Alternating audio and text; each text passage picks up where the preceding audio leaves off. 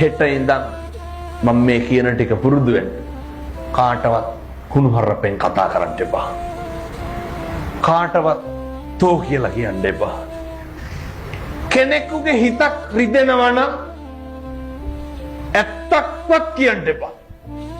පැහැදිලිද? සමහරු කියනවා නේද ඔය ඒකට නම් කියන්නේ මෝඩකම කියලා. මම බෙල්ල ගහලා ගියත් කියන්න තියෙන දේ කියනවා කියලා. ඒක හපංකමක්ද? එහෙම කියන්නේ බෙල්ල ගහලා ගිහිල්ලා මිනිස්සෙකුගේ කියපු එකෙන් වැඩක් තියනවද? වැඩක් නැහැ. හිතක් රිදෙනවා නම් කෙනෙකුගේ දෙපාරක් හිතන්න. ඇයි මෙහෙම කියන්න හේතුව? මරණ මංචකේ එළවයි මෙලවයි දෝලණය වෙනකොට මොකක්ද මතක් වෙන්න ඕන? මම මගේ ජීවිතේ කිසි කෙනෙකුගේ හිතක් රිද්දලා නැහැ. මම කාටවත් තෝ කියලා කතා කරලා නැහැ.